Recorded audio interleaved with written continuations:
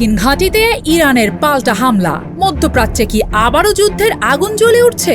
যুক্তরাষ্ট্রের সামরিক অভিযানের পর এবার পাল্টা ক্ষেপণাস্ত্র ও ড্রোন হামলা করেছে তেহরান। লক্ষ্য বাহরাইন ও কুয়েতের গুরুত্বপূর্ণ মার্কিন সামরিক স্থাপনা। ইরানের Islamic Revolutionary Guard Corps IRGC জানিয়েছে তারা যৌথ মিসাইল ও ড্রোন অভিযান চালিয়েছে। বাহরাইনের পঞ্চম নৌবহরের ঘাঁটি এবং কুয়েতের আলী আল সালেম বিমান ঘাঁটি সহ বেশ কয়েকটি মার্কিন স্থাপনায় আঘাত এনেছে তারা। শুধু তাই নয়, অভিযান ঠেকাতে আসা একটি মার্কিন MQ-9 ড্রোন ভূপাতিত করেছে ইরান। হামলার পর কেঁপে ওঠে পুরো উপসাগরীয় অঞ্চল। বাহরাইন ও কুয়েতে বাজানো হয় সতর্কতা সাইরেন। কুয়েতের সেনাবাহিনী জানায় তাদের আকাশ প্রতিরক্ষা ব্যবস্থা শত্রুপক্ষের ক্ষেপণাস্ত্র ও ড্রোন হামলা প্রতিহতে কাজ করছে। এই সংঘাতের শুরু হরমুজ প্রণালীতে বাণিজ্যিক জাহাজে হামলা ঘিরে। যুক্তরাষ্ট্রের দাবি 3টি জাহাজে হামলার জবাব হিসেবেই ইরানের বিরুদ্ধে নতুন সামরিক অভিযান। মার্কিন সেন্ট্রাল কমান্ড জানায় তাদের অভিযানে 80টিরও বেশি লক্ষ্যবস্তুতে আঘাত করা হয়েছে। এর মধ্যে ছিল ইরানের আকাশ প্রতিরক্ষা ব্যবস্থা, উপকূলীয় নজরদারি ব্যবস্থা, অ্যান্টিশিপ ক্ষেপণাস্ত্র এবং ড্রোন উৎক্ষেপণ কেন্দ্র। যুক্তরাষ্ট্রের অভিযোগ ইরানের হামলা ছিল যুদ্ধবিরতির স্পষ্ট লঙ্ঘন।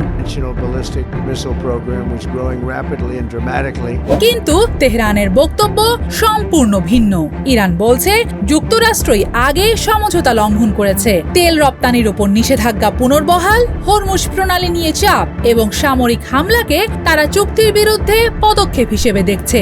ইরানের শীর্ষ আলোচক মোহাম্মদ বাগের গালিবাফের বার্তা ছিল স্পষ্ট, ভয় দেখিয়ে ইরানকে নত করা যাবে না। এর আগে ইরানের খার্ক দ্বীপ, কেশম দ্বীপ, সিরিক ও বন্দর আব্বাস এলাকায় বিস্ফোরণের খবর আসে। এই এলাকাগুলো ইরানের সামরিক ও জ্বালানি ব্যবস্থার জন্য অত্যন্ত গুরুত্বপূর্ণ। এদিকে যুক্তরাষ্ট্র ইরানের তেল বিক্রির অনুমোদন বাতিল করেছে। এর প্রভাবে আন্তর্জাতিক বাজারে তেলের দামও বেড়েছে। সবচেয়ে বড় উদ্বেগ এখন হরমুজ প্রণালী নিয়ে। বিশ্বের অন্যতম গুরুত্বপূর্ণ এই নৌপথ ঘিরে যদি উত্তেজনা আরও বাড়ে, তার প্রভাব পড়তে পারে পুরো বৈশ্বিক জ্বালানি বাজারে। এখন প্রশ্ন, ইরানের এই পাল্টা হামলা কি শুধুই সতর্কবার্তা নাকি আরো বড় সংঘাতের নতুন অধ্যায়? এত বড় হামলার পর আমেরিকা কি পাল্টা কোনো প্রতিশোধ নেবে? যুদ্ধবিরতির ভবিষ্যৎ কি আলোচনার টেবিলে ফিরবে নাকি ক্ষেপণাস্ত্রের শব্দেই নির্ধারিত হবে পরবর্তী পথ? এই প্রশ্নগুলোর উত্তরই নির্ধারণ করবে তেহরান ও ওয়াশিংটনের পরবর্তী পদক্ষেপ কোন দিকে এগোবে।